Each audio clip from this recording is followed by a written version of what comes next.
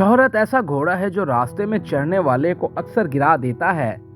شہرت غیر یقینی، مشکوک اور عارضی ہوتی ہے، لیکن جن لوگوں کو اللہ سبحانہ وتعالی شہرت دے ان کی شہرت مرنے کے بعد اور بڑھتی ہے۔ نفس چاہتا ہے کہ دولت کی محبت، اگر یہ محبت ختم ہو جائے تو نفس کا شر ختم ہو جاتا ہے۔ جلوہ جو ہے یہ طالب کے مزاج کے مطابق ملتا ہے اور دینے والا کبھی اپنے مزاج کے مطابق بھی دیتا ہے۔ جب کاروبار ذوق ہو جائے تو پھر ذوق کاروبار نہیں رہتا۔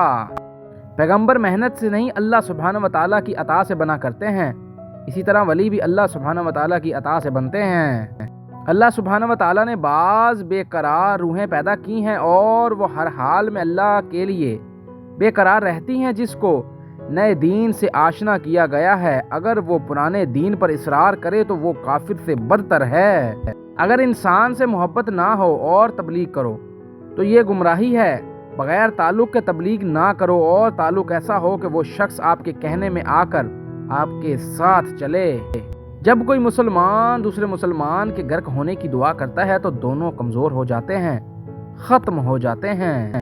جاننے والے کو بتانا ہی کیا ہے، آپ لب تب کھولو جب اللہ سبحانہ وتعالیٰ جانتا نہ ہو۔ جاننے والے کے سامنے اظہار کا بہترین طریقہ آنسو ہیں۔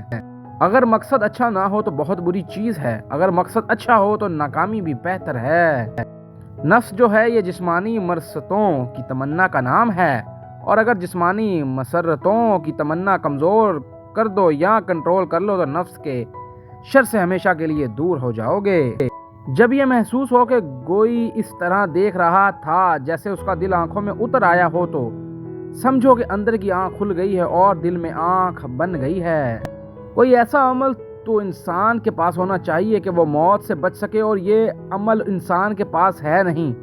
دعا کا مقام یہ ہے کہ جہاں کوشش نہیں پہنچاتی وہاں دعا پہنچائے گی۔ گوبھی کے پتوں پر گاجر کا رس لگا کر چہرے پر رکھ کر سو جائیے، صبح کو چہرے کی ساری جھریاں انشاءاللہ غائب ہوں گی۔ کچھ لوگ مانتے نہیں ہیں کہ مرنے کے بعد دعا ہو سکتی ہے، مرنے کے بعد بھی دعا پہنچ سکتی ہے، حالانکہ مرنے کے بعد ہی تو آپ جنازہ پڑھتے ہیں جو کہ ایک دعا ہے۔